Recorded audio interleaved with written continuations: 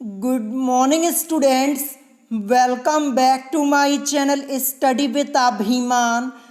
आज मैं आप लोगों के लिए यूपी पॉलिटेक्निक एंट्रेंस एग्ज़ाम 2022 के लिए साइंस में केमिस्ट्री की मोस्ट इम्पॉर्टेंट क्वेश्चन आंसर की सीरीज़ का पार्ट 5 लेकर आया हूँ। इससे पहले मैंने इस क्वेश्चन आंसर की सीरीज़ के टोटल 4 पार्ट्स ऑलरेडी अपलोड कर दिए हैं। अगर अभी तक आप लोगों ने इन सभी वीडियोस को नहीं देखा है तो इन सभी वीडियोस के लिंक मैंने आप लोगों को इसी वीडियो के डिस्क्रिप्शन बॉक्स में दे दी है। आप वहां से जा करके पार्ट 1, पार्ट 2, पार्ट 3 और पार्ट 4 वाली वीडियो को देख सकते हैं। तो चलिए फिर आज की इस वीडियो को स्टार्ट करते हैं। आज ये आपकी इस क्वेश्चन आंसर की सीरीज का पार्ट 5 है और जो इस क्वेश्चन आंसर की सीरीज में मैं आप लोगों को क्वेश्चन सॉल्व करवा रहा हूं, ये सभी क्वेश्चंस आप लोगों के एंट्रेंस एग्जाम के पॉइंट ऑफ व्यू से मोस्ट इंपॉर्टेंट क्वेश्चंस हैं। और आप सभी स्टूडेंट्स मुझे कमेंट करके ये जरूर बताइएगा कि मेरे आंसर बताने से पहले आप लोगों ने कितने क्वेश्चंस के आंसर्स अपने आप करेक्ट कर लिए थे, ये आपको कमेंट करके जरूर बताना है। तो चलिए वीडियो को स्टार्ट करते हैं और देखते हैं आज का क्वेश्चन नंबर फर्स्ट क्या दिया है। क्वेश्चन नंबर फर्स्ट आप लोगों को आपकी स्क्रीन के ऊपर दिख रहा होगा। यहाँ पे क्वेश्चन लिखा हुआ है कि तत्वों के निम्न जोड़े में से कौन से जोड़े के दोनों तत्व संक्रमण तत्व हैं। यहाँ पे दोनों तत्वों की बात हो रही है, ये आपको ध्यान रखना है। 4 ऑप्शंस आप लोगों की स्क्रीन के ऊपर आप लोगों को दिख रहे होंगे। मैं आप सभी स्टूडेंट्स को बता दूं कि ये क्वेश्चन आप लोगों के एंट्रेंस एग्जाम में ऑलरेडी पूछा जा चुका है। यूपी पॉलिटेक्निक एंट्रेंस एग्जाम 1996 यानी 1996 के एंट्रेंस एग्जाम में आप लोगों से ये क्वेश्चन पूछा गया था। और मैं आप सभी स्टूडेंट्स को बता दूं कि इस टाइप के करीब मैंने आप लोगों को 7 से 8 क्वेश्चंस ऑलरेडी सॉल्व कराए हुए हैं। अगर आप लोगों ने पढ़ा होगा तो ये क्वेश्चन आप लोगों को जरूर आ रहा होगा। ठीक है, तो क्वेश्चन क्या पूछा गया है कि तत्वों के निम्न जोड़े में से कौन से जोड़े के दोनों तत्व संक्रमण तत्व हैं। अब देखिए संक्रमण तत्व यहाँ पे लिखा हुआ है। संक्रमण तत्व को हम इंग्लिश में बोलते हैं ट्रांजिशन एलिमेंट। अब ये संक्रमण तत्व क्या होता है मैंने आपको कई बार बताया हुआ है, एक बार मैं आपको फिर से बता देता हूं। देखिए जो डी ब्लॉक के एलिमेंट्स होते हैं, ध्यान रखिएगा, जो डी ब्लॉक के एलिमेंट्स होते हैं उनको हम संक्रमण तत्व कहते हैं, यानी डी ब्लॉक के तत्व संक्रमण तत्व कहलाते हैं। और इसके अलावा मैंने आप लोगों को एटॉमिक नंबर वाला कॉन्सेप्ट भी बताया था। एक बार फिर से मैं आपको यहाँ पे एटॉमिक नंबर यानी परमाणु क्रमांक वाला कॉन्सेप्ट बता देता हूँ। तो ध्यान रखिएगा, परमाणु क्रमांक 21 से लेकर के 30 तक के तत्व, फिर उसके बाद परमाणु क्रमांक 39 से लेकर के 48 तक के तत्व। ठीक है, परमाणु क्रमांक 39 से लेकर के 48 तक के तत्व, फिर उसके बाद परमाणु क्रमांक 57 से लेकर के परमाणु क्रमांक 80 तक के तत्व, फिर लास्ट में परमाणु क्रमांक 89 से लेकर के 112 तक के रासायनिक तत्व संक्रमण तत्व कहलाते हैं। ये आपको ध्यान रखना है। देखिए मैंने आपको यहाँ पे एटॉमिक नंबर यानी परमाणु क्रमांक वाला कॉन्सेप्ट भी बता दिया है। ध्यान रखिएगा, परमाणु क्रमांक 21 से लेकर के 30 तक के तत्व, फिर उसके बाद परमाणु क्रमांक 39 से लेकर के 48 तक के तत्व, फिर उसके बाद परमाणु क्रमांक 57 से लेकर के 80 तक के तत्व, फिर उसके बाद परमाणु क्रमांक 89 से लेकर के 112 तक के रासायनिक तत्व संक्रमण तत्व कहलाते हैं, यानी ट्रांजिशन एलिमेंट कहलाते हैं। अब मैं आप सभी स्टूडेंट्स को इस क्वेश्चन का करेक्ट आंसर बता देता हूं। करेक्ट आंसर इस क्वेश्चन का हो जाएगा आपका Fe और Pt। Fe से मतलब हमारा किससे हो जाएगा, लोहे से हो जाएगा। लोहे को हम Fe से रिप्रेजेंट करते हैं और Pt से हमारा मतलब हो जाएगा प्लैटिनम से। ठीक है, प्लैटिनम को हम Pt से रिप्रेजेंट करते हैं। तो ये दोनों ही तत्व संक्रमण तत्व है, यानी ट्रांजिशन एलिमेंट है। तो अब मैं आपको यहाँ पे चेक भी करवा देता हूँ। तो देखिए सबसे पहले Fe लिखा हुआ है, तो देखिए Fe का एटॉमिक नंबर क्या होता है। Fe का एटॉमिक नंबर यानी परमाणु क्रमांक होता है इसका 26। क्या होता है, 26। और ऊपर आप लोग देख पा रहे होंगे कि परमाणु क्रमांक 21 से लेकर के 30 तक के तत्व संक्रमण तत्व कहलाते हैं, यानी परमाणु क्रमांक 21 से लेकर के 30 तक के तत्व आपके संक्रमण तत्व होते हैं। तो 21 से 30 के बीच में ही तो आपका परमाणु क्रमांक 26 आ रहा है। तो यहाँ पे जो Fe है ये आपका संक्रमण तत्व है। और वैसे भी जो Fe है ना, ये डी ब्लॉक का एलिमेंट है, तो ये तो संक्रमण तत्व होगा ही होगा। फिर इसके बाद यहाँ पे देखिए Pt दिया हुआ था, तो Pt से मतलब प्लैटिनम से होता है, और प्लैटिनम का एटॉमिक नंबर क्या होता है, इसका एटॉमिक नंबर होता है 78 यानी 78 होता है। ठीक है, अब मैं आपको यहाँ पे चेक करवा दूँ। देखिए एटॉमिक नंबर 57 से लेकर के 80 तक के तत्व संक्रमण तत्व होते हैं। तो 57 से 80 के बीच में ही तो आपका एटॉमिक नंबर 78 आएगा। तो 78 यानी प्लैटिनम का जो होता है एटॉमिक नंबर, ठीक है, तो प्लैटिनम क्या हो जाएगा, ये भी आपका संक्रमण तत्व हो जाएगा, यानी ट्रांजिशन एलिमेंट हो जाएगा। और वैसे भी जो प्लैटिनम है ना, ये डी ब्लॉक का एलिमेंट होता है, तो ये तो आपका संक्रमण तत्व होगा ही होगा। सो करेक्ट आंसर आपका क्या हो जाएगा, Fe और Pt, ऑप्शन सी इस क्वेश्चन का आपका करेक्ट आंसर हो जाएगा। और इसके अलावा अदर ऑप्शंस भी मैं आपको यहाँ पे चेक करवा देता हूँ। ठीक है, जो अदर ऑप्शंस आपके दिए गए हैं वो भी मैं आपको यहाँ पे चेक करवा दे रहा हूँ। तो देखिए ऑप्शन ए में क्या दिया है, H और C, H से मतलब हाइड्रोजन और C से मतलब कार्बन। तो देखिए हाइड्रोजन का एटॉमिक नंबर क्या होता है, 1 होता है ना। ठीक है, तो जो परमाणु क्रमांक 1 है, क्या यहाँ पे कोई जिक्र हुआ है, परमाणु क्रमांक 21 से 30, 39 से 48, 57 से 80 और 89 से 112 तक के रासायनिक तत्व आपके संक्रमण तत्व होते हैं। परमाणु क्रमांक 1 तो होता ही नहीं है, तो यहाँ पे ये आपका नहीं हो सकता। और वैसे भी जो हाइड्रोजन है ना, ये डी ब्लॉक का एलिमेंट नहीं होता है, तो वैसे ही ये यहाँ पे संक्रमण तत्व नहीं हो सकता। फिर इसके बाद सी से मतलब कार्बन से, कार्बन का एटॉमिक नंबर 6 होता है। तो देखिए क्या आपको यहाँ पे एटॉमिक नंबर 6 कहीं पे दिख रहा है, जो मैंने एटॉमिक नंबर्स यहाँ पे लिखे हुए हैं, नहीं दिख रहा है ना, तो ये भी नहीं होगा आपका ट्रांजिशन एलिमेंट। और इसके अलावा मैं आपको बता दूं, जो कार्बन है ना, ये डी ब्लॉक का एलिमेंट नहीं होता है, डी ब्लॉक का तत्व नहीं होता है, तो वैसे ही यहाँ पे ट्रांजिशन एलिमेंट यानी संक्रमण तत्व नहीं हो सकता है। तो ऑप्शन ए मैंने आपका यहाँ पे क्लियर कर दिया, ये आपका हो नहीं सकता। अब इसके बाद मैं यहाँ पे ऑप्शन बी आपको चेक करके यहाँ पे बता देता हूँ। तो ऑप्शन बी आपका क्या दिया है, Pt और C। तो Pt से हमारा मतलब हो जाएगा प्लैटिनम से, प्लैटिनम का एटॉमिक नंबर 78 होता है। तो देखिए प्लैटिनम जो है ये तो संक्रमण तत्व है, क्योंकि 57 से 80 के बीच में ही 78 आता है, और प्लैटिनम ये आपका डी ब्लॉक का एलिमेंट भी होता है, ये तो संक्रमण तत्व है। लेकिन जो C लिखा हुआ है इसके साथ, C से मतलब कार्बन, कार्बन का एटॉमिक नंबर 6 होता है, तो देखिए ये डी ब्लॉक का एलिमेंट भी नहीं होता है, तो कार्बन तो होगा नहीं। और क्वेश्चन में क्या पूछा गया कि तत्वों के निम्न जोड़े में से कौन से जोड़े के दोनों तत्व संक्रमण तत्व हैं। यहाँ पे जोड़े के दोनों तत्व संक्रमण तत्व होने चाहिए थे, प्लैटिनम तो है लेकिन कार्बन तो है नहीं, तो दोनों यहाँ पे हो नहीं रहा है, तो ये भी आपका नहीं हो सकता है। फिर इसके बाद लास्ट ऑप्शन में आपको चेक करवा देता हूँ, जो ऑप्शन डी वाला आपका यहाँ पे दिया है Ni और Ca। तो देखिए Ni से मतलब निकिल और Ca से मतलब हमारा कैल्शियम से होता है। तो देखिए Ni यानी निकिल का एटॉमिक नंबर क्या होता है, तो जो निकिल का एटॉमिक नंबर होता है ये 28 होता है। अब देखिए ये परमाणु क्रमांक 21 से 30 के बीच में आ रहा है, तो निकिल ये तो संक्रमण तत्व है, और निकिल जो होता है ये डी ब्लॉक का एलिमेंट भी होता है। लेकिन इसके बाद जो कैल्शियम यहाँ पे Ca लिखा हुआ है, कैल्शियम का एटॉमिक नंबर 20 होता है। अब जबकि परमाणु क्रमांक 21 से 30 तक के तत्व संक्रमण तत्व होते हैं, परमाणु क्रमांक 20 की बात ही नहीं हो रही है, तो ये आपका संक्रमण तत्व नहीं होता। और वैसे भी जो कैल्शियम होता है ना, ये डी ब्लॉक का एलिमेंट नहीं है, तो वैसे भी ये संक्रमण तत्व हो नहीं सकता। तो यहाँ पे देखिए एक तत्व निकिल तो है लेकिन कैल्शियम नहीं है, और जबकि क्वेश्चन में यहाँ पे जोड़े के दोनों तत्वों की बात हो रही है, एक ही यहाँ पे संक्रमण तत्व है, कैल्शियम वाला तो है नहीं, तो ये भी नहीं हो सकता। तो बचा क्या आपका, बचा ऑप्शन सी जो आपका Fe और Pt था। तो Fe और Pt यही इस क्वेश्चन का आपका करेक्ट आंसर हो जाएगा, क्योंकि Fe और Pt ये दोनों ही संक्रमण तत्व हैं। So correct answer option C हो जाएगा।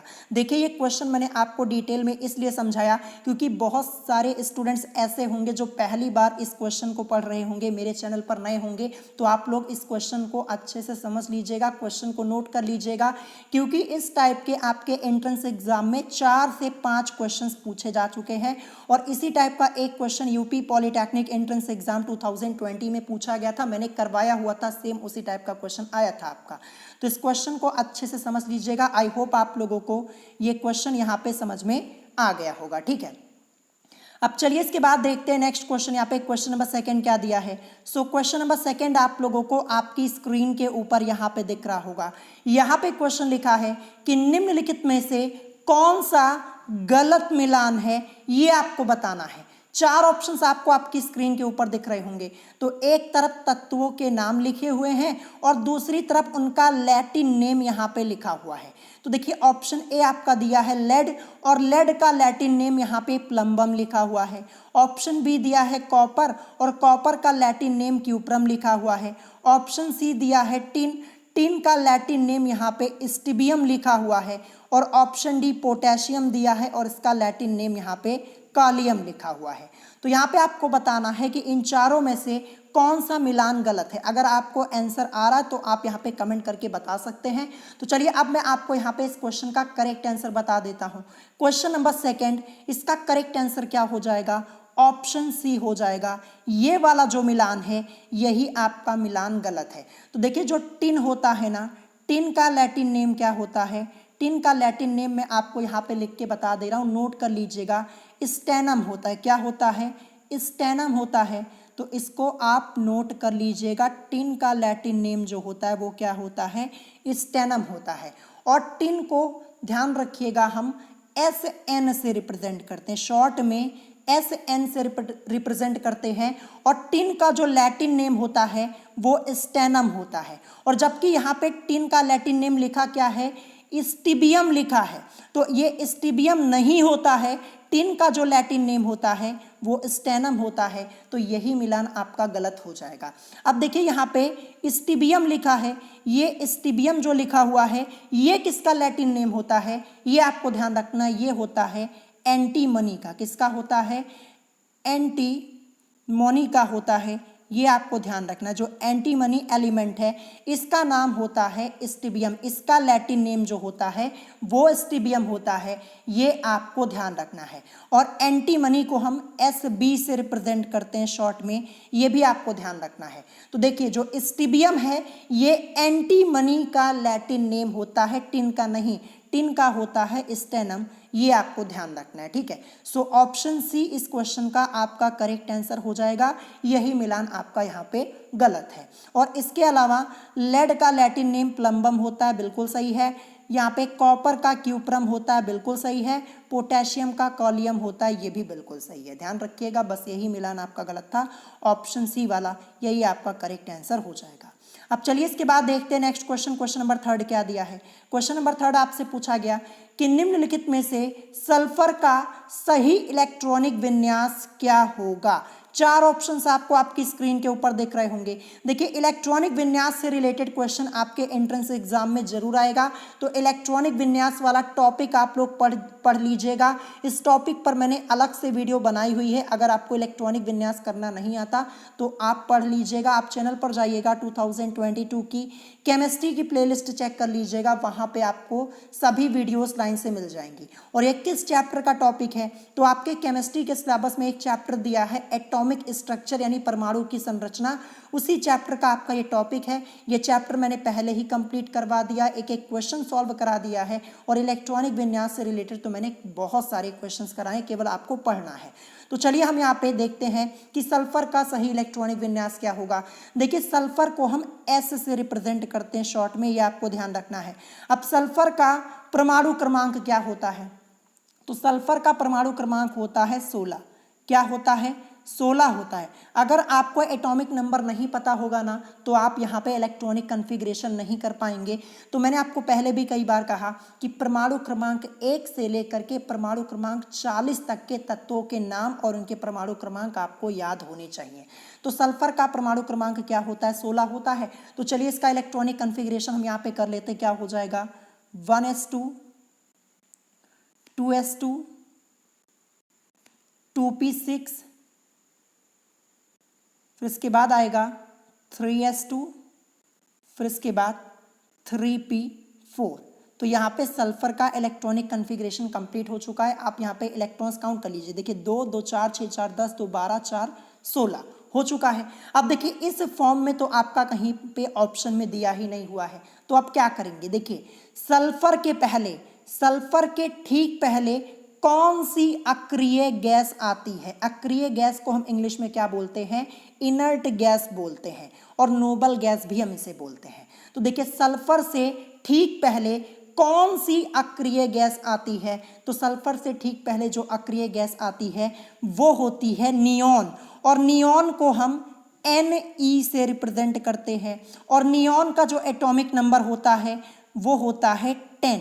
तो अगर आप नियॉन का इलेक्ट्रॉनिक कन्फिग्रेशन करेंगे तो क्या हो जाएगा, 1s2 2s2 फिर इसके बाद 2p6, यही होता है नियॉन का इलेक्ट्रॉनिक कन्फिग्रेशन। आप इलेक्ट्रॉन्स काउंट कर लीजिए, देखिए 2 2 4 6 4 10, और नियॉन का एटॉमिक नंबर 10 होता है, ठीक है। तो ये नियॉन का इलेक्ट्रॉनिक कन्फिग्रेशन होता है। तो ऊपर देखिए सल्फर में जहां पे हमने इलेक्ट्रॉनिक कन्फिग्रेशन किया है, यहां पे देखिए 1s2 2s2 2p6, यहां तक ये किसका इलेक्ट्रॉनिक कन्फिग्रेशन लिखा हुआ है, तो ये नियॉन का लिखा हुआ है। नियॉन का इलेक्ट्रॉनिक विन्यास क्या होता है, 1s2 2s2 2p6 ना। तो यहाँ पे देखिए 1s2 2s2 2p6, इतने को हम शॉर्ट में क्या लिख सकते हैं, Ne लिख सकते हैं। तो इतने को हम Ne लिख देंगे क्योंकि ये नियॉन का इलेक्ट्रॉनिक कन्फिग्रेशन लिखा है। फिर इसके बाद आपका बच क्या रहा है, 3s2 और 3p4, इसको ऐसे हम यहाँ पे नोट कर देंगे, और यही इस क्वेश्चन का आपका करेक्ट आंसर हो जाएगा। Ne 3s2 3p4 कहाँ पे दिया है, ऑप्शन बी में आपका दिया हुआ है Ne 3s2 3p4, यही इस क्वेश्चन का आपका करेक्ट आंसर हो जाएगा। सो ऐसे हम यहाँ पे इलेक्ट्रॉनिक कन्फिग्रेशन करते हैं। देखिए सल्फर का इलेक्ट्रॉनिक विन्यास ऐसे भी किया जा सकता है, 1s2 2s2 2p6 3s2 3p4, ये भी आपको ऑप्शन में लिखा हुआ मिल सकता है, या फिर आपको Ne 3s2 3p4 ये भी आपको लिखा हुआ मिल सकता है, या फिर जर्नल फॉर्म में। अगर जर्नल फॉर्म में करेंगे तो क्या हो जाएगा, ध्यान से समझिएगा। देखिए पहले में कितने इलेक्ट्रॉन, 2 हैं, 1s2 ना, तो पहले 2 लिख देंगे। फिर इसके बाद दूसरे में देखिए 2s2 2p6, 2 और 6 मिलकर 8 हो जाएगा, 2,8। फिर इसके बाद तीसरे में देखिए 3s2 3p4, यानी 2 और 4 मिलके 6, तो 2,8,6, ये जर्नल फॉर्म में हो जाएगा। तो 3 तरीके से आपको ऑप्शन में लिखा हुआ मिल सकता है। तीनों तरीके से मैंने आपको यहाँ पे इलेक्ट्रॉनिक कन्फिग्रेशन करके बता दिया है। इलेक्ट्रॉनिक कन्फिग्रेशन वाला टॉपिक पढ़ लीजिएगा, एक एक क्वेश्चन मैंने आपको सॉल्व कराया हुआ है। सो करेक्ट आंसर यहाँ पे Ne 3s2 3p4 हो जाएगा, जो कि आपका यहाँ पे ऑप्शन बी में दिया है। क्वेश्चन इंपॉर्टेंट है, आपको आना चाहिए। अब इसके बाद देखते हैं नेक्स्ट क्वेश्चन, यहाँ पे क्वेश्चन नंबर 4 क्या दिया है। क्वेश्चन नंबर 4 ये भी आपका टोटली कॉन्सेप्ट बेस्ड क्वेश्चन है। क्वेश्चन यहाँ पे है कि नोबल गैस, जिसे हम अक्रिय गैस भी बोलते हैं, क्या बोलते हैं, अक्रिय गैस भी बोलते हैं, ये आपको ध्यान रखना है। नोबल गैस बोलिए चाहे अक्रिय गैस बोलिए, बात एक ही होगी। तो यहाँ पे नोबल गैस यानी अक्रिय गैस, जिसको हम इंग्लिश में बोलते हैं inert gas.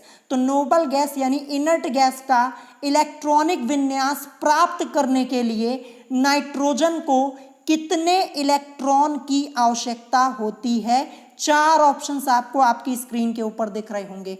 Totally concept based question है, और इससे पहले भी मैंने आपको ये क्वेश्चन 3 से 4 बार सॉल्व कराया हुआ है। अगर आपने चैप्टर पढ़ा होगा तो आपको पता होगा।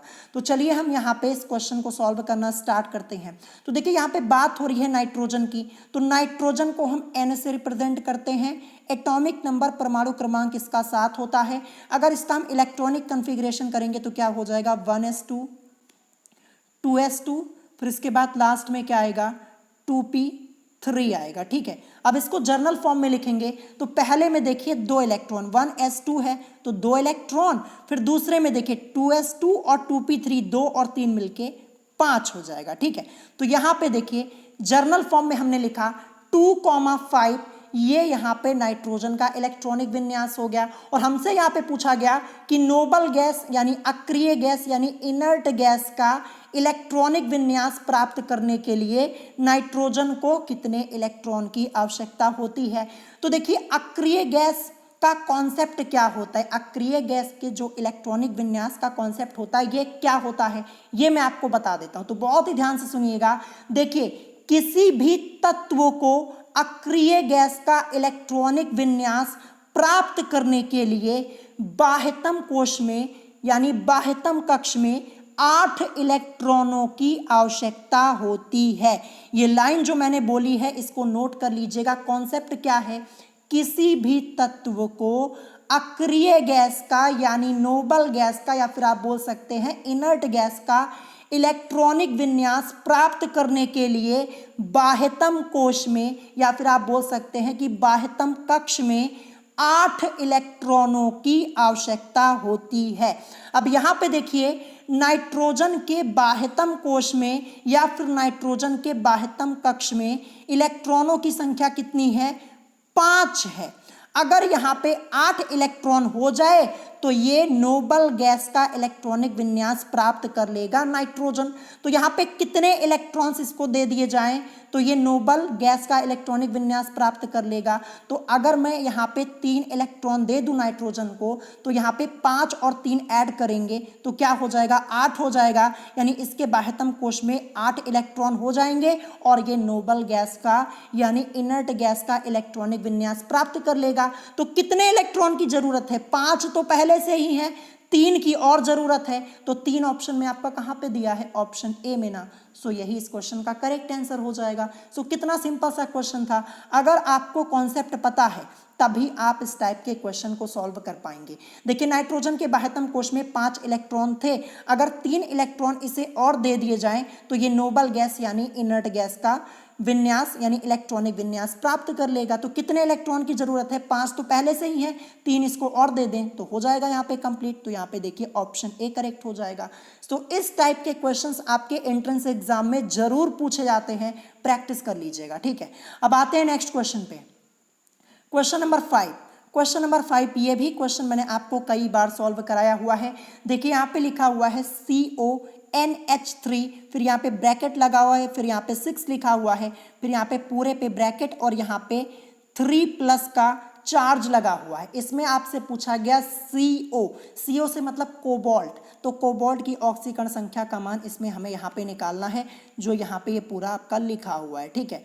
तो यहाँ पे देखिए 4 ऑप्शंस आपको आपकी स्क्रीन के ऊपर दिख रहे होंगे। देखिए, ऑक्सीकरण संख्या से रिलेटेड आपके एंट्रेंस एग्जाम में एक क्वेश्चन फिक्स है कि आएगा ही आएगा, ध्यान रखिएगा। और ऑक्सीकरण संख्या से रिलेटेड मैंने अलग से वीडियोस बनाई हुई हैं जहां पे मैंने आपको एक एक क्वेश्चन सॉल्व करवा दिए, केवल आपको पढ़ना है, पढ़ लीजिएगा।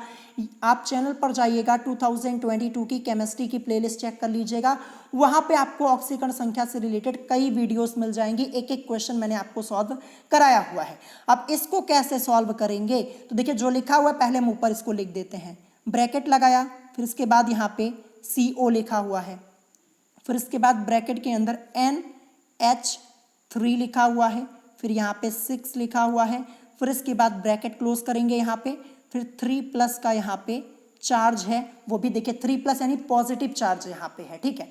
अब देखिए इसमें हमें CO यानी कोबाल्ट की ऑक्सीकरण संख्या निकालनी है। तो सबसे पहले जिसकी ऑक्सीकरण संख्या निकालनी होती है उसके नीचे हम अंडरलाइन करते हैं और उसको क्या करते हैं, हम X मान लेते हैं। तो CO को हम क्या करेंगे, X मान लेंगे, फिर इसके बाद प्लस का साइन, तो इसके बाद यहाँ पे NH3, फिर यहाँ पे 6 लिखा हुआ है। तो अब मैं आपको यहाँ पे एक कॉन्सेप्ट बताने जा रहा हूँ, बहुत ही ध्यान से सुनिएगा और इसको नोट कर लीजिएगा। तो ध्यान रखिएगा, किसी उदासीन अणु में उपस्थित सभी परमाणुओं की ऑक्सीकरण संख्याओं का बीजगणितीय योग 0 होता है। क्या बोला मैंने, किसी उदासीन अणु में उपस्थित सभी परमाणुओं की ऑक्सीकरण संख्याओं का बीजगणितीय योग 0 होता है। अब देखिए जो यहाँ पे NH3 दिया हुआ है ना, ये एक उदासीन अणु है, इसलिए इसमें उपस्थित सभी परमाणुओं की ऑक्सीकरण संख्याओं का योग क्या हो जाएगा, 0 हो जाएगा। ये आपको ध्यान रखना है, ठीक है। यानी हम NH3 की जगह क्या लिख सकते हैं, सीधे सीधे हम यहाँ पे 0 लिखेंगे, ठीक है। क्या लिखेंगे, 0। अब देखिए NH3 और फिर इसके बाहर यहाँ पे 6 ये लिखा हुआ था। तो देखिए यहाँ पे NH3 की जगह तो 0 आ गया, और यहाँ पे देखिए 0 की मल्टीप्लाई, देखिए यहाँ पे 6 है, अगर 6 में करवाएंगे तो हमें 0 ही मिलेगा, कोई फर्क नहीं पड़ेगा, यानी इतने पूरे का मान यहाँ पे आपका 0 हो जाएगा। कॉन्सेप्ट मैंने आपको क्या बताया, एक बार मैं आपको फिर से रिपीट करके बता देता हूं, ध्यान रखिएगा। किसी उदासीन अणु में उपस्थित सभी परमाणुओं की ऑक्सीकरण संख्याओं का बीजगणितीय योग 0 होता है। अब देखिए जो NH3 यहाँ पे है, ये क्या है, ये एक उदासीन अणु है, इसलिए इसमें उपस्थित सभी परमाणुओं की ऑक्सीकरण संख्याओं का योग जो होगा वो 0 हो जाएगा, 0 हो जाएगा। NH3 फिर ब्रैकेट लगा हुआ, यहाँ पे 6 लिखा हुआ है। अब देखिए अगर हम यहाँ पे 6 की मल्टीप्लाई 0 में करवा भी देंगे तो कोई फर्क पड़ेगा नहीं पड़ेगा, तो इस पूरे का मान NH3 और जो ये 6 लिखा है पूरे का मान यहाँ पे 0 हो जाएगा, यानी इसकी जगह हम यहाँ पे क्या लिख सकते हैं, 0।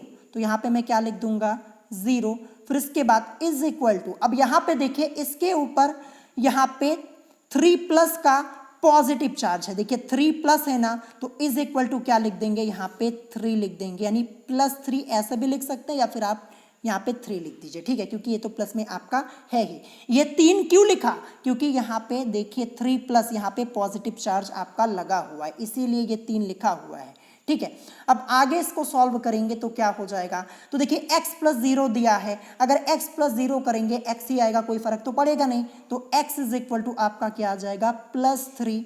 यही इस क्वेश्चन का करेक्ट आंसर हो जाएगा, यानी CO की ऑक्सीकरण संख्या इसमें क्या हो जाएगी, +3 हो जाएगी। कहाँ पे दिया है, ऑप्शन बी में, सो ऑप्शन बी करेक्ट हो जाएगा। तो देखिए ये कॉन्सेप्ट बेस्ड क्वेश्चन है, देखने में तो क्वेश्चन लग रहा है कि काफी हाई लेवल का क्वेश्चन है, लेकिन ऐसा है नहीं। अगर आपको कॉन्सेप्ट पता है तो आप कर पाएंगे, अगर कॉन्सेप्ट नहीं पता है तो ये क्वेश्चन आप नहीं कर पाएंगे। तो प्रैक्टिस कर लीजिएगा, करेक्ट आंसर आपका ऑप्शन बी हो जाएगा यहाँ पे। अब आते हैं नेक्स्ट क्वेश्चन पे, क्वेश्चन नंबर 6। क्वेश्चन नंबर 6 लिखा हुआ है कि निम्नलिखित में से कौन सा पदार्थ आर्द्रताग्राही पदार्थ यानी हाइग्रोस्कोपिक सब्सटेंस है, ठीक है। देखिए आर्द्रताग्राही पदार्थ को इंग्लिश में क्या बोलते हैं, हाइग्रोस्कोपिक सब्सटेंस बोलते हैं, ये आपको ध्यान रखना है। ये पूरा टॉपिक मैंने आपको डिटेल में पढ़ाया है, आर्द्रताग्राही पदार्थ क्या होता है ये भी बताया है, सभी एग्जाम्पल्स मैंने आपको इसके बताए हुए हैं। आपके केमिस्ट्री के सिलेबस में आपका एक चैप्टर दिया है द्रव्य वाला, उसी चैप्टर का आपका ये क्वेश्चन है, पूरा चैप्टर पढ़ाया, पूरा टॉपिक पढ़ाया है। यहाँ पे 4 ऑप्शंस आपको आपकी स्क्रीन के ऊपर दिख रहे होंगे। ऑप्शन ए दिया है सल्फ्यूरिक अम्ल, ऑप्शन बी बिना बुझा चूना, ऑप्शन सी ए व बी दोनों, और ऑप्शन डी इनमें से कोई नहीं। क्वेश्चन क्या है कि निम्नलिखित में से कौन सा पदार्थ आर्द्रताग्राही पदार्थ यानी हाइग्रोस्कोपिक सब्सटेंस है। देखिए सेम इसी टाइप का question UP polytechnic entrance exam 2017 में पूछा गया था, 2017 के एंट्रेंस एग्जाम में वहां पे पूछा गया था कि कौन सा पदार्थ आर्द्रताग्राही पदार्थ नहीं है, वहां पे नहीं पूछा गया था। और यहाँ पे मैं आपसे क्या पूछ रहा हूँ कि निम्नलिखित में से कौन सा पदार्थ आर्द्रताग्राही पदार्थ है यानी हाइग्रोस्कोपिक सब्सटेंस है। 4 ऑप्शन आपने देख लिए, अगर आपको आंसर आ रहा है तो आप कमेंट करके बता सकते हैं, अगर नहीं आता कोई बात नहीं। देखिए क्वेश्चन मैंने आपको पहले कराया हुआ है। ये करेक्ट आंसर क्या हो जाएगा क्वेश्चन नंबर 6 का, इसका करेक्ट आंसर आपका ऑप्शन बी हो जाएगा, ए व बी दोनों, यानी सल्फ्यूरिक अम्ल और बिना बुझा चूना ये दोनों ही आर्द्रताग्राही पदार्थ यानी हाइग्रोस्कोपिक सब्सटेंस है। सो करेक्ट आंसर क्या हो जाएगा, ए व बी दोनों हो जाएगा, ये आपको ध्यान रखना है।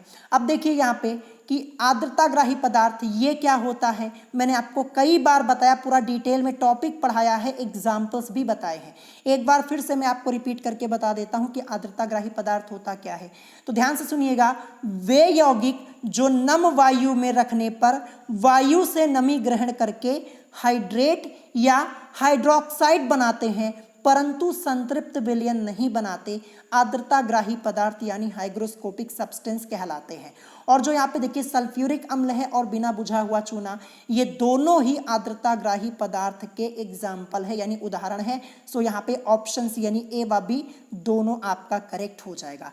सल्फ्यूरिक अम्ल इसका फॉर्मूला H2SO4 होता है, ये आपको ध्यान रखना है, ठीक है। फिर इसके बाद बिना बुझा चूना, इसका फॉर्मूला CaO होता है, आपको यहाँ पे फॉर्मूला लिखा हुआ मिल सकता है, बिना बुझा चुना। इसका रासायनिक नाम क्या होता है, केमिकल नेम कैल्शियम ऑक्साइड होता है, कई बार बताया है, तो फॉर्मूला भी मैंने आपको यहाँ पे बता दिया, ऑप्शन सी करेक्ट होगा। अब आते हैं नेक्स्ट क्वेश्चन पे, क्वेश्चन नंबर 7। क्वेश्चन नंबर 7, अभी कल ही मैंने आप लोगों को इस टाइप का एक क्वेश्चन कराया हुआ था, आज फिर से एक क्वेश्चन यहाँ पे आया। यहाँ पे लिखा है कि एक तत्व का इलेक्ट्रॉनिक विन्यास 1s2 2s2 2p6 3s2 3p6 3d3 4s2 है। आवर्त सारणी में इस तत्व के ठीक नीचे स्थित तत्व का परमाणु क्रमांक क्या होगा। 4 ऑप्शंस आपको दिख रहे होंगे और इससे पहले भी ये क्वेश्चन मैंने आपको कराया हुआ है। तो देखिए यहाँ पे सबसे पहले क्या करेंगे, हमें यहाँ पे तत्व का इलेक्ट्रॉनिक विन्यास दिया हुआ है, तो इसकी हेल्प से हम यहाँ पे जो तत्व है इसके एटॉमिक नंबर को यानी परमाणु क्रमांक को आसानी से हम यहाँ पे फाइंड आउट कर सकते हैं। कुछ नहीं करना, जो आपका इलेक्ट्रॉनिक कन्फिग्रेशन यहाँ पे दिया है, हम देखिए इसको ऐड करके चेक कर लेंगे।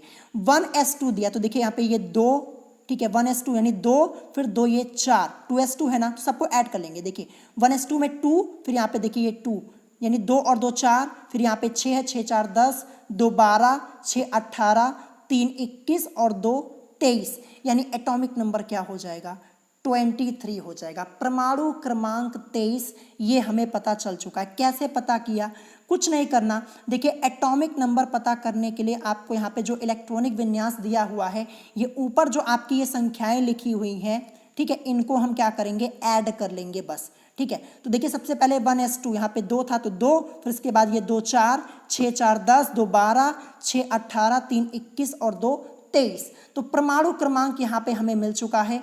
परमाणु क्रमांक क्या होगा, 23। अब परमाणु क्रमांक 23 ये होता किसका है, ये भी तो आपको पता होना चाहिए। अगर पता ही नहीं होगा तो कैसे करेंगे। तो परमाणु क्रमांक 23 ये किसका होता है, वैनेडियम का। वैनेडियम को हम शॉर्ट में V से रिप्रेजेंट करते हैं।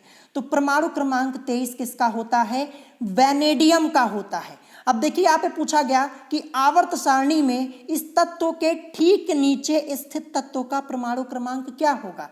तो आवर्त सारणी में वैनेडियम के ठीक नीचे कौन सा तत्व उपस्थित होता है। तो वैनेडियम के ठीक नीचे क्या होता है, नायोबियम होता है। क्या होता है, नायो, मैं आपको लिख के बता दे रहा हूं, NIOBIUM,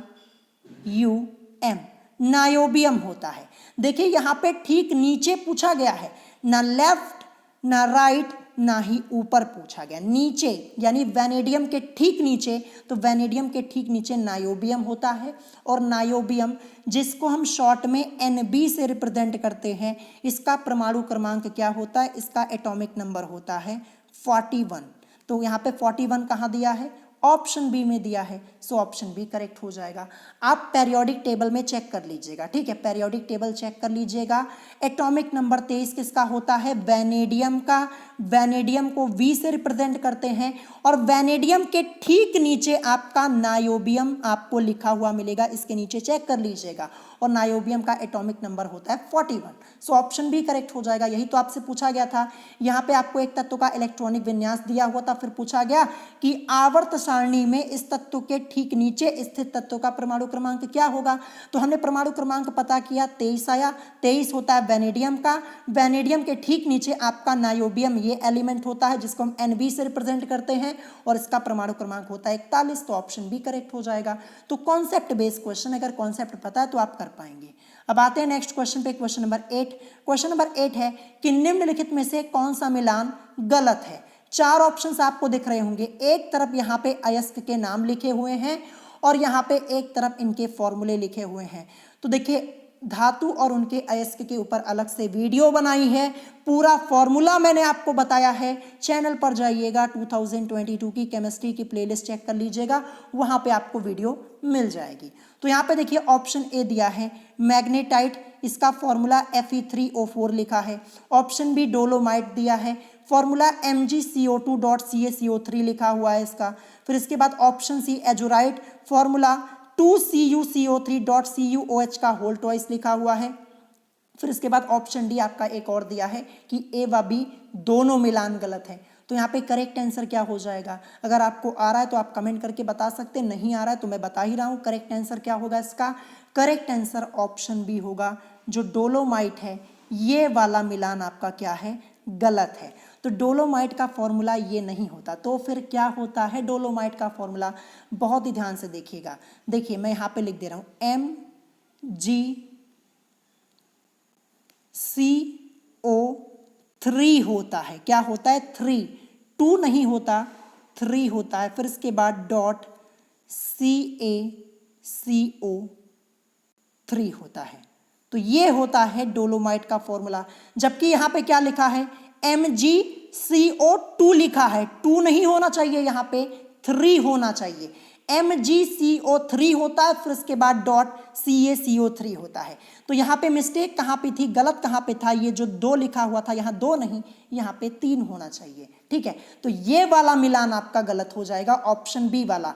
ये गलत मिलान वाला एक क्वेश्चन आपका 2020 के एंट्रेंस एग्जाम में पूछा गया है, आप चेक कर लीजिएगा। ठीक है, इसीलिए मैं आपको इस टाइप के क्वेश्चंस करवाता हूं, ऐसे भी क्वेश्चंस आपसे पूछे जा सकते हैं। तो 4 ऑप्शंस दिए गए थे, आपसे पूछा गया था कौन सा मिलान गलत है, तो ये ऑप्शन बी वाला डोलोमाइट। यहाँ पे फॉर्मूला लिखा था MgCO2.CaCO3, तो MgCO2 नहीं, MgCO3 होता है, MgCO3.CaCO3 ये आपका होगा सही, और यही मिलान आपका यहाँ पे गलत हो जाएगा, ऑप्शन बी वाला। तो ये करेक्ट आंसर आपका हो गया। और इसके अलावा मैग्नेसाइट का Fe3O4 होता है, बिल्कुल सही है। फिर इसके बाद एजोराइट का फॉर्मूला यहाँ पे बिल्कुल सही लिखा हुआ है, और ए व बी दोनों मिलान गलत है ही नहीं, क्योंकि केवल बी वाला गलत है, तो ऑप्शन बी आपका करेक्ट हो जाएगा। आई होप आपको क्वेश्चन समझ में आया होगा। इस टाइप के क्वेश्चन आपसे पूछे जा सकते हैं। नेक्स्ट देखते हैं आप question number 9। Question number 9 totally concept based question आपके एग्जाम में आया हुआ क्वेश्चन है। क्वेश्चन यहाँ पे है कि निम्नलिखित में से सर्वाधिक अम्लीय यौगिक कौन सा है। क्या पूछा गया कि निम्नलिखित में से सर्वाधिक अम्लीय यौगिक कौन सा है। 4 ऑप्शन आपको आपकी स्क्रीन के ऊपर दिख रहे होंगे, और ये क्वेश्चन मैंने आप लोगों को 5 से 6 बार पहले भी सॉल्व कराया है, और जब चैप्टर पढ़ाया था फिर भी कराया हुआ था। पेरियोडिक टेबल वाला आपका एक चैप्टर दिया, उसी चैप्टर का क्वेश्चन है, और कंप्लीट चैप्टर मैंने आपको पढ़ाया हुआ है। तो यहाँ पे इस क्वेश्चन को हम कैसे सॉल्व करेंगे, सबसे पहले मैं आपको करेक्ट आंसर बताऊंगा, फिर उसके बाद मैं आप लोगों को यहाँ पे पूरा कॉन्सेप्ट डिटेल में समझा दूंगा। करेक्ट आंसर इस क्वेश्चन का आपका ऑप्शन ए होगा, P2O3। अब ये कैसे होगा इसको समझिएगा। ठीक है, तो देखिए इस क्वेश्चन को सॉल्व करने का एक बहुत ही सिंपल सा तरीका है। देखिए आपका यहाँ पे P2O3, AS2O3, Sb2O3 और Bi2O3 लिखा हुआ है। तो आप क्या कीजिए, सबसे पहले आप यहाँ पे एलिमेंट पे ध्यान दीजिए, जो आपके तत्व होते हैं उन पे ध्यान दीजिए। यहाँ पे देखिए सबसे पहले क्या लिखा है, P से हमारा मतलब किससे होता है, फॉस्फोरस से होता, तो केवल हम यहाँ पे P को ले लेंगे, और जो 2O3 लिखा हुआ है इसको अभी हम नहीं लेंगे। फिर इसके बाद दूसरे में देखिए ऑप्शन बी में AS2O3 लिखा है, तो यहाँ पे AS लिखा है, AS से हमारा मतलब होता है आर्सेनिक से, तो हम यहाँ पे केवल AS को ले लेंगे। ठीक है, मैं यहाँ पे देखिए सबसे पहले मैं यहाँ पे P लिख देता हूँ, P मैं यहाँ पे इधर ला के लिख देता हूँ, P मैंने यहाँ पे लिख दिया।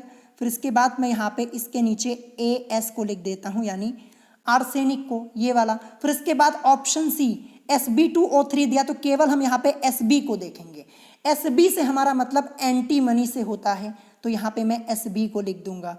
फिर इसके बाद देखिए ऑप्शन डी में Bi2O3 दिया है, तो केवल हम Bi को लेंगे। Bi से मतलब किससे होता है, बिस्मथ से होता है, तो केवल हम यहाँ पे एलिमेंट्स को ले रहे हैं। ठीक है, जो यहाँ पे आपका आगे लिखा, जैसे P के बाद 2O3 लिखा है, इसको नहीं लिया। फिर इसके बाद ऐसे अदर ऑप्शंस में आपके लिखे हुए उनको मैंने यहाँ पे नहीं लिया, केवल एलिमेंट्स को ले लिया। ठीक है, अब मैं आपको यहाँ पे कॉन्सेप्ट बताने जा रहा हूँ। कॉन्सेप्ट क्या है, कॉन्सेप्ट को आप बहुत ही ध्यान से सुनिएगा और इसको नोट कर लीजिएगा। कॉन्सेप्ट यहाँ पे क्या यूज होने वाला है, ध्यान से सुनिएगा।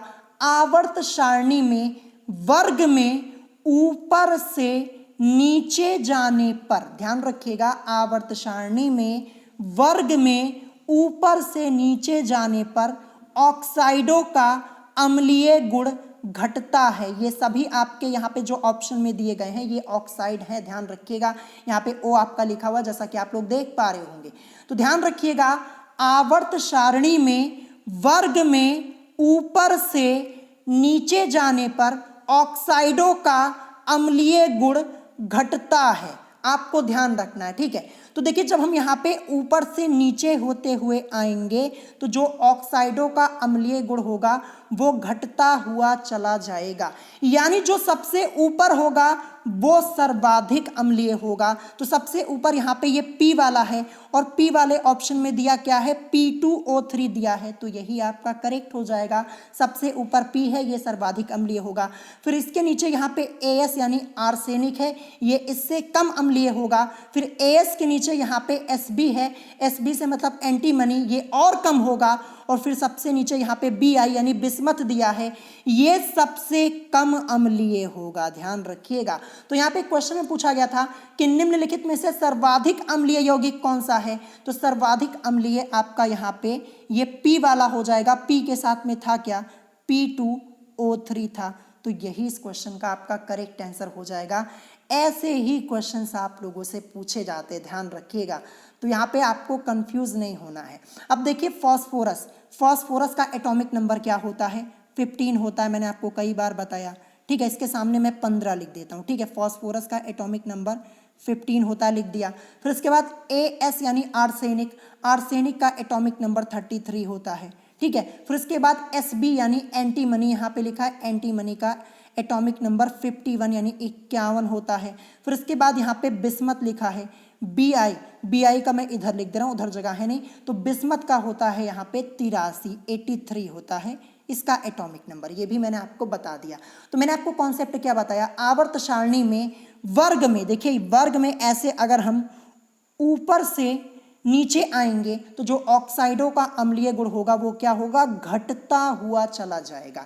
तो देखिए जो सबसे ऊपर है ये सर्वाधिक अम्लीय है, यानी जो फॉस्फोरस P से मतलब हमारा फॉस्फोरस से होता है, तो ये P जो है ये सबसे अधिक अम्लीय। फिर इसके नीचे AS है, ये थोड़ा कम हो जाएगा फॉस्फोरस से। फिर SB ये और कम, और BI यानी बिस्मथ सबसे कम हो जाएगा, ठीक है। तो यहाँ पे समझाने के लिए मैंने आपको बता दिया। तो जो P वाला था ये सर्वाधिक अम्लीय था, तो इसके साथ में P2O3 दिया हुआ था। और अगर आपसे ये पूछा जाता कि सबसे कम अम्लीय यौगिक कौन सा है, तो सबसे कम BI, तो BI के साथ में ऑप्शन Bi2O3 दिया है, तो ये सबसे कम अम्लीय हो जाएगा। सो कॉन्सेप्ट आपको समझ में आ गया होगा। करेक्ट आंसर आपका यहाँ पे ऑप्शन A होगा। अब आते हैं आज के लास्ट क्वेश्चन पे, क्वेश्चन नंबर 10।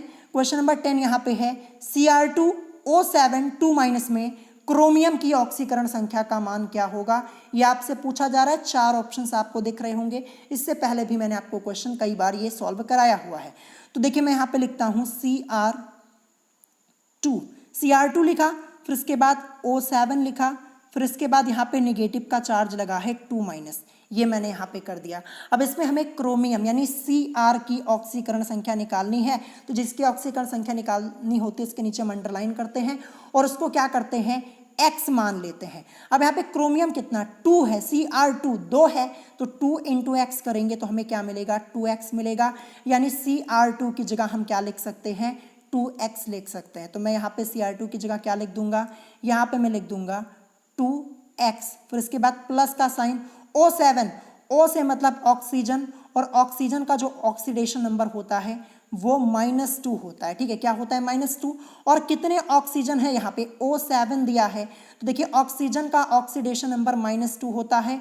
और कितने ऑक्सीजन है यहाँ पे, 7 है, तो यहाँ पे × 7 अगर हम कर लेंगे तो हमें क्या मिलेगा, -14 मिलेगा। -2 × 7 करेंगे तो हमें -14 ही तो मिलेगा, तो -14 ये माइनस है, और फिर इसके बाद ये प्लस है, प्लस माइनस मिलके माइनस, यानी ऊपर प्लस हटेगा और यहाँ पे क्या लगेगा, माइनस लगेगा, माइनस, और यहाँ पे 14 हो जाएगा।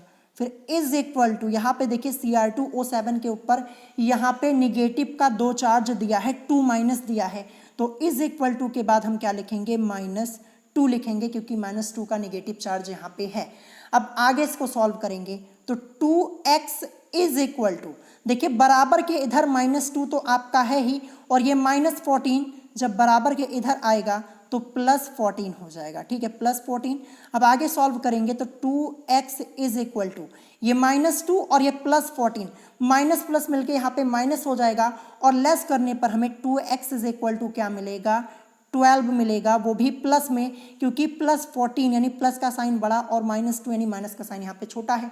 तो 2x इज इक्वल टू 12, या फिर आगे सॉल्व करेंगे इसको तो क्या हो जाएगा, आगे सॉल्व करेंगे तो x is equal to 12/2 solve कर लीजिए। 2 1 ज़ा 2, 2 6 ज़ा 12, यानी x इज इक्वल टू हमें यहाँ पे +6 मिला हुआ है। यानी यहाँ पे जो यहाँ पे CR की ऑक्सीकरण संख्या का मान क्या हो जाएगा, +6 हो जाएगा। इसी को तो हमने x माना हुआ था, तो +6 कहाँ दिया है, ऑप्शन सी में। सो ऑप्शन सी करेक्ट हो जाएगा, यानी ऑप्शन सी +6 इस क्वेश्चन का करेक्ट आंसर होगा। सो आज की इस वीडियो में टोटल मैंने आप लोगों को 10 क्वेश्चन सॉल्व कराए हैं। अगर आपको कोई क्वेश्चन नहीं समझ में आया हो तो आप मुझसे कमेंट करके पूछ सकते हैं, और अगर वीडियो पसंद आई हो तो वीडियो को लाइक करना मत भूलिएगा, और साथ ही साथ हमारे चैनल स्टडी विद अभिमान को सब्सक्राइब करना मत भूलिएगा। सो आज की वीडियो में इतना ही, मिलेंगे नेक्स्ट वीडियो में। Thanks for watching.